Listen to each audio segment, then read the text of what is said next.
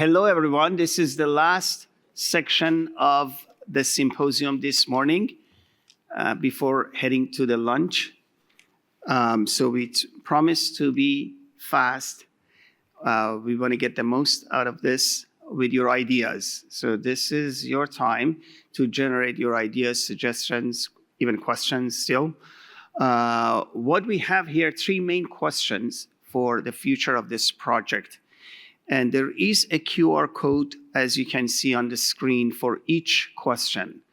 So you can please kind of download or scan it. Right. No download, sorry. Scan the QR code. You have access to that kind of space where you can add your comments and questions, most importantly, your recommendations for future of the project.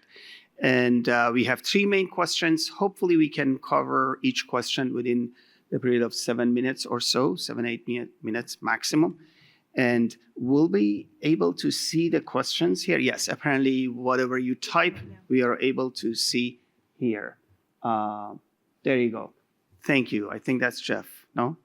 Somebody else did it? Okay, so the first question is, what key challenges or opportunities within the innovation ecosystem have not been addressed in today's question? So please write your ideas. There you go. Space, immigration, and skills training. Immigration become bigger. That's interesting. Okay. And by the way, we don't want the room to be really quiet. If you have any comments, suggestions, you still can come to the mic and speak and suggest ideas. These will be captured and recorded, and we'll act on those. I see that immigration perhaps is the biggest one, which is interesting. If any of you who have entered immigration, if you want to elaborate on that, please come to the mic and speak your mind. Skills shortage. I think skills shortage discussed, but still. Security and defense, great. Talent pipelines. The role of universities, lack of mission-oriented policy mindset. That's an interesting one. And public opinion, of course. Science communication as a formal field. Immigration and public opinion becomes bigger, interesting. Yeah. Any of you who would like to talk about any of these topics and elaborate, if that's your issue and your topic, please come to the mic and speak. Investment challenges, workforce capacity. These are very interesting. Yes, please, and introduce yourself. Sure. Nick Werstiak from Quantum Valley Ideas Lab in Waterloo. So I put a couple of comments in about the linkage to the defense investments and national security. We've talked a lot about global challenges today. The one topic we didn't talk about was our 2% NATO global defense security challenge. That's an equivalent probably $30 to $40 billion funding gap in the government as well. It seems like we're missing a significant opportunity by not trying to better leverage that connection of the defense spending that we think we're going to have to do to be on side with our allies into increasing the opportunity for innovation in the ecosystem with dual use technologies and a lot of the deep tech technologies that are out there. Thank you very much for mentioning that. By the way, I just want to make sure that I will mention this in one of my speech. It is already printed, so don't think that I copied your points. By the way, it's there.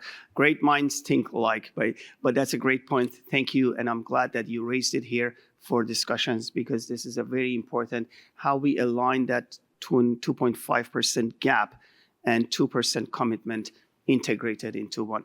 I think this is perhaps the most important discussions that we should have on innovation strategy and policy for the next few years. Thank you. Role of science communications get bigger. That's great. At any point, did we run out of time? We have to go to the next question. Please remind. Thank you. And any other comments, by the way? Come to the mic, please, and speak your mind. I had a comment on... Yes, please. Just maybe over the last couple of decades, Canada moving away from mission-orientated industrial policy. So in the old times, CANDU reactors, even underground oil sands extraction, those were major public-private partnerships that had a real problem focused. And it feels like now Canadian science policy is largely around focusing investment around a region or around a technology platform, and then maybe letting weak industrial signals sort of drive where that investment goes. So it would be nice to feel that the Canadian government, provincial governments would be more capable of finding strategic missions that could align public and private interests and activate people in more directed ways. Thank you. This is a very important and interesting point. So mission-oriented research innovation project in partnership with public and private, both federal and provincial. I think that's your point. Yes, thank you. And yes, Sandra. So just to make sure that I'm on point, I'm looking at the question that's on the board and the answers, and I see something that I see often, but that still keeps me sort of, gives me a huge feeling of discomfort. And it's the idea that one of the main challenge or opportunity for the innovation ecosystem is science communication. And I assume that people who, I want to draw our attention to that notion of science communication and what it involves. Because there are all sorts of ways for scientists to share or to collaborate in ways in which that is going to build trust in science. And science communication is probably the least effective of it. We're all thinking about connectivity, trust, and when I see science communication as a key factor, I am seeing a recommendation that the scientific community leaves the job of communicating the benefits of science to some professionals whose job is to communicate about science, when building connectivity, relationship, and trust really resides in the capacity to engage as scientists across sectors in meaningful collaborations, building relationships, and not leaving that to science communication or to tech transfer offices. So I think your point is more inclusive view of science communication. Yeah, of course, science communication is part of it, but such a small part of it. So I want to encourage us to think about the fact that science communication is not enough. And if we understand more than just the public-facing activities that are designed to engage the public, but sort of at a distance, this is not the right strategy. Okay. And thank you. so, that's good. Yeah. Thank you. And there are a number of other points made. Should we move to the next question? Oh, answering. Okay. Yeah. Oh, there you go. Okay. So if you want to add something to this, please add your idea and suggestions. So once again, the question is up there, what has not been discussed this morning? What is missing? So we make sure. They're not? No. That's definitely not my fault, but I hope they do at some point. But oh. So please, what is your point so you can say it out loud? Commercialization. So please upvote commercialization if you agree. But I think they will at least be captured, by the way, in our notes. So we will have it, rest assured. Okay, productivity training. There you go. Big font. Okay, commercialization. Thank you. Give you another 15 seconds maybe to finish up and then move on to the 10 more seconds, and then we move on to the next question.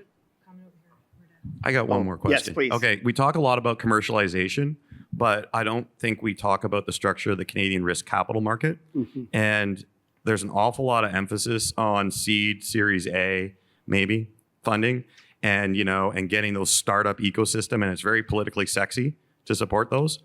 And then you look at how many of those are successful in scaling with Series B and Series C, and you see there's a real problem.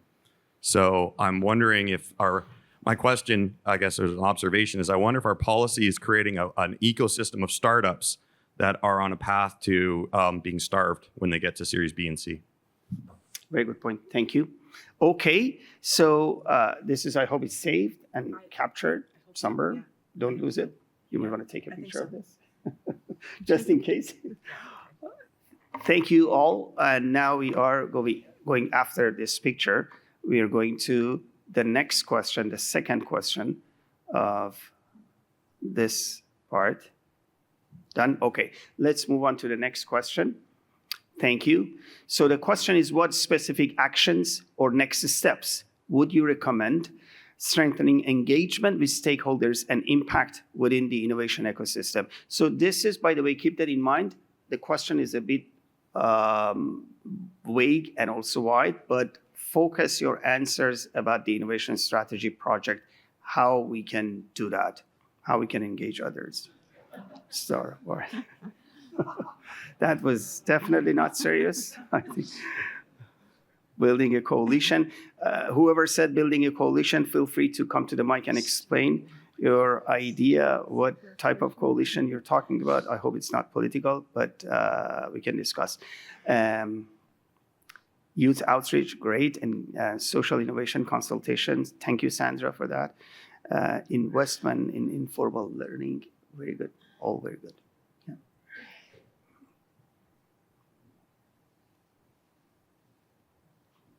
And by the way, there are some keywords which all great, but feel free to come to the mic and elaborate. For example, I see SMEs here. What exactly you mean by SMEs? What needs to be done if you have any specific recommendations or suggestions? National training platform. And future-proof. Everyone is clear about future-proof. Whoever put it, please, if you want to elaborate, come to the mic and explain. Workforce engagement. We haven't discussed and it showed up in several. Meherdet? Yes. Maybe we can ask someone who sees for the youth. We haven't discussed youth. Yes, and we, absolutely right. We haven't discussed youth. That's a very good point. Somebody put youth outreach. Feel free to come to the mic. Oh, yes, please. I can explain what I meant by future-proof. Sure. One of the things that I'm seeing is there's a lot around youth and looking to the innovators. And we know that 10 years from now, innovation is going to be driven by the kids who are in university now or in colleges and learning. And so how do we future-proof any innovation strategy so that we're not building for today, for our economy today, but we're building with what they have in mind? And I think that's really critical that we bring them in and let them shape it and not do a, if we build it, they will come. So. Thank you for that explanation. Very helpful. Define impact might be. There is embrace foresight, impact. Again, if you want to explain or elaborate on those words, please feel free to come to the mic. Social innovation consultation. And I see the word commission. Not sure if it's clear enough. Please elaborate. Foresight innovation.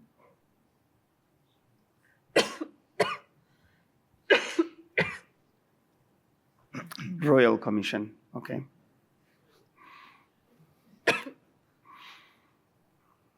Okay.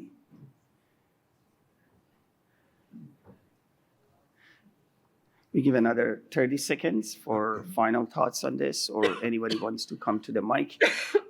And then we move to the next question. And that would be the final question, I guess. Yeah.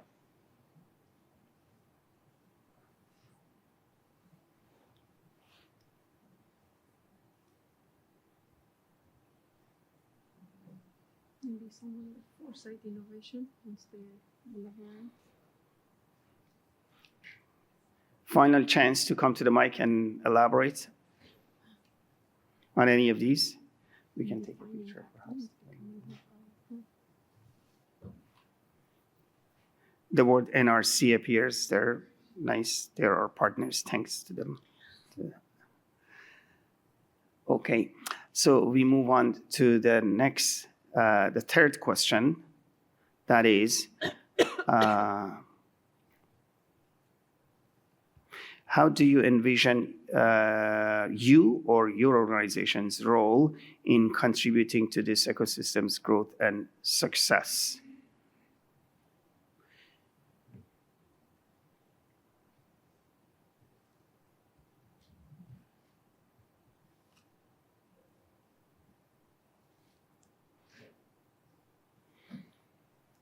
So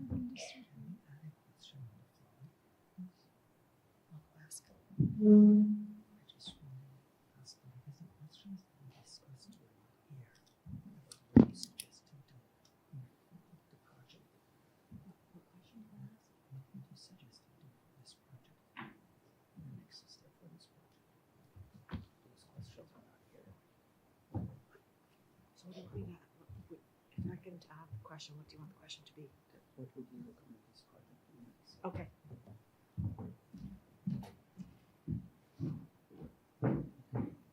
Okay, a lot of good phrases: facilitating collaborations, bridge the gaps, model the way, evidence-based science, or evidence-based policy, maybe. That's okay. Again, training, it's bold, a lot of attention to training. And once again, if any of you would like to elaborate on any of these phrases and words, come to the mic, please. And yes, please. Is that very high? Hi, my name is Brooke Ring, and I'm here representing the Canadian Network for Scientific Platforms, and we are an advocacy group that works on core facilities. So core facilities being centers, especially in academia, that pair infrastructure and expertise with anyone that has money to help out. One of the missions that we have is for training of core scientists and helping to elevate core facility and scientists in Canada, which helps retention. It helps keep money in Canada.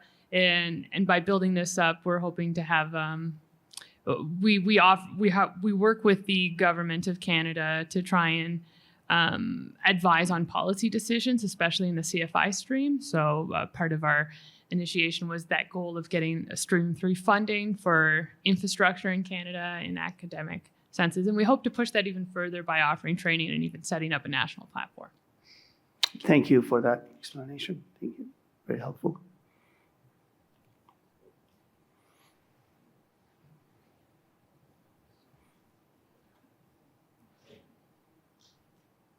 Yes, please. So I've spoken about our organization, what it is that we do. Our plan is to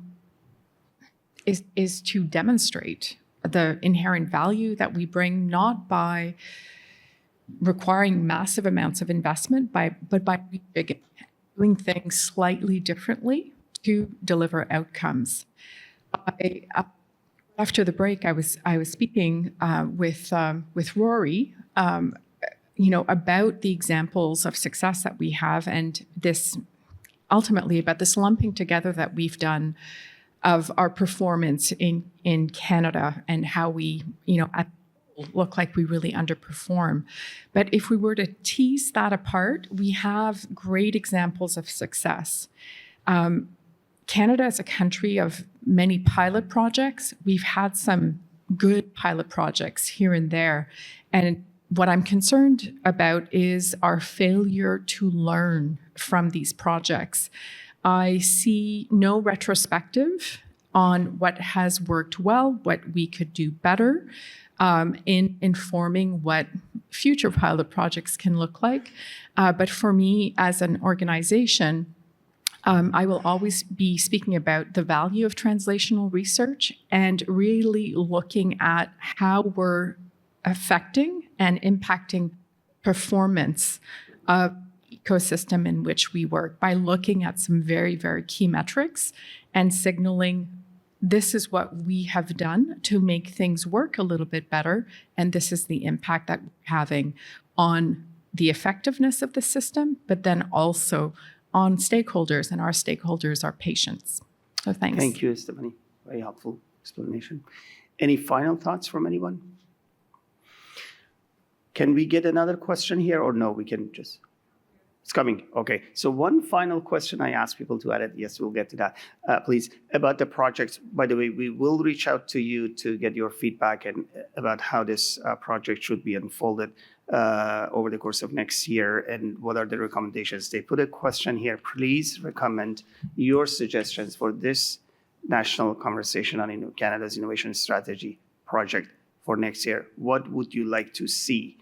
And please add your comments and suggestions. Please, over to you. Yeah, Thanks so much. I'm Tracy Risling from the University of Calgary and the Canadian Nurses Association. It's Digital Health Week. In fact, Infoway made way, right, in this very room for this event to start as well. But I think one of the things that we really need to think about in that, not just the health innovation space and the learning health system discussion, is workforce capacity. Many of us will be back here in Ottawa next week for the Canadian Health Workforce Conference. And that competency development, that training, that ongoing integration, we have to think about the capacity as a barrier to that development. And I think, looking to the Topple report for the NHS in the UK in 2019 and the work that they've done, and the huge growth that they've seen and the uptake of innovation in digital health and the improvement, I think, in their learning health systems from that report and that support of their healthcare workforce in particular. Because, of course, that is the gateway for Canadians themselves to uptake innovation, to engage, to purchase product, to advance, all kinds of digital technologies that exist in the health space. And so I think that capacity issue really needs to be considered. Thank you very much. That's very helpful. Thank you. You want to add, please? Perhaps the last one before. Thank you. Yeah. Thank you. I just wanted to make a note here. I'm Flavia Leung from the National Research Council, that there is opportunity to actually better leverage organizations such as the NRC. There's a lot of work that's being done internationally for our peer organizations, but in Canada, I think, we are a national organization where we've got locations throughout Canada. We're multidisciplinary. We work with universities, government, as well as industry. So we have a very nice translational role there where we can bring those technologies into products and services that the market and society can benefit from, and also playing a role through the various challenges that we're facing, whether around climate change, around life sciences, pandemics. So just to recognize that, because there was recently even an economic footprint study for our counterparts internationally. I think we're quite nicely positioned because we actually have an innovation agency as well as a research organization. So we can actually find the synergies between those two to benefit the ecosystem and create that connectivity as was noted that we need to create. So. Wonderful comment. Thank you so very much for nice ending the comment sections. I want to thank you all for being part of this engagement. This will continue. But just to say where we go from here, the notes of this conversation will be obviously published on the website, and the recordings of the sessions, similar to all the other sessions at the conference, will be posted on the website, as well as the CSPC podcast. You can find it on Spotify. And the reports of the consultation sessions have already published in mobile app. You can check them out. It will be posted on the website very soon as well, so you have it. And it will be communicated with all the stakeholders in particular. Next, we reach out to you potentially with a survey on what you would like to see as part of the project for next year. Is anything different, any topic different, and what else we should do?